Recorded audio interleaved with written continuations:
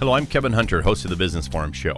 I get to share with you a slow-baked chicken recipe, which is one of my favorites that we use in our ketogenic diet.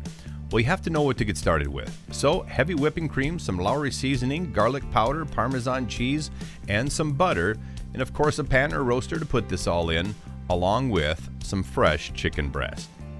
Now we're going to get started by sprinkling a little bit of Lowry's or your favorite seasoning, whichever you prefer, on the bottom of the pan. Now just season according to how you would if you were making this for yourself without the added ingredients. Now we're going to open the package and pull out some of these chicken breasts. In this case, we're actually going to put 4 of these in the pan. Just place them evenly in the pan, and you'll notice with these chicken breasts being thicker on one end than the other, you can alternate them back and forth, and you'll easily fit 4 good-sized chicken breasts in a 9x13 pan.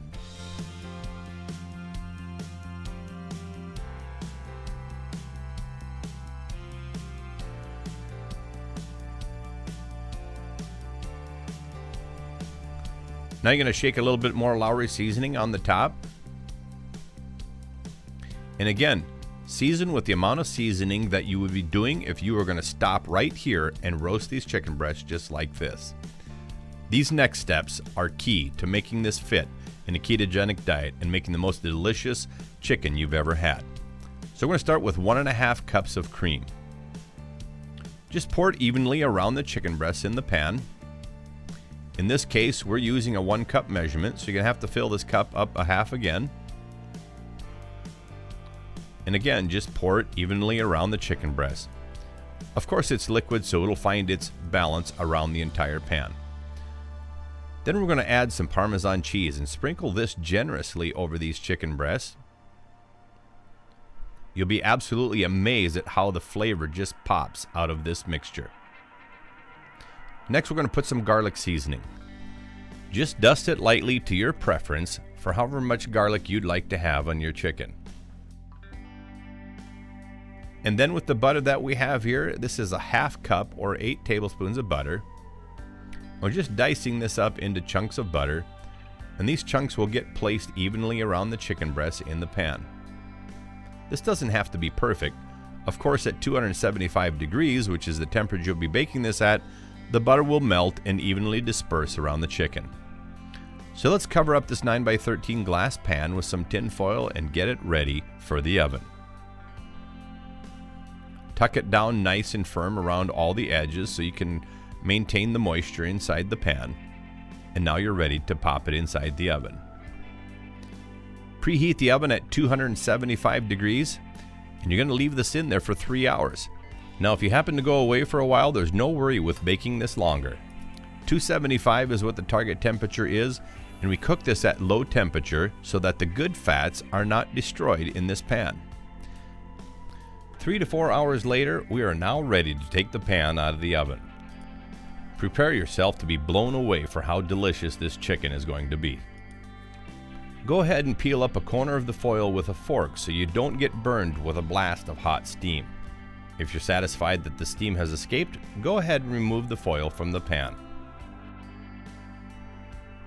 We now have 4 perfectly cooked chicken breasts. So we're going to take a couple of forks and we're going to shred this tender meat and spread it out throughout the pan.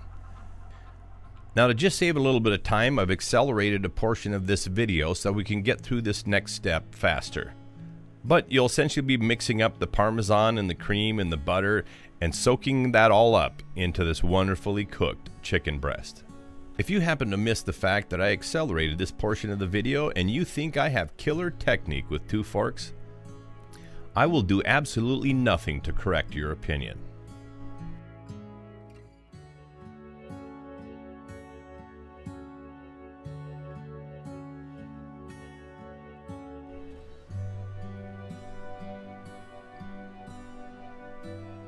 Now that the meat is all shredded, we're just going to stir it around to improve the mixture.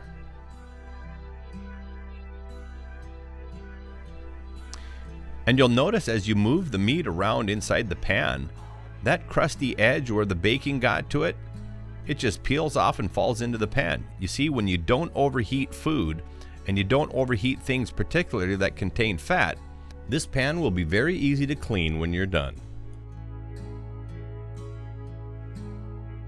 And there you have it. You have just produced the best tasting chicken known to mankind.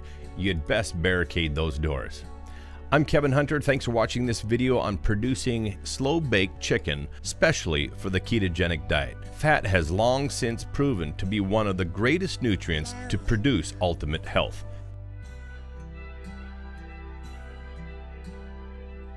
Do your best not to drool in the pan.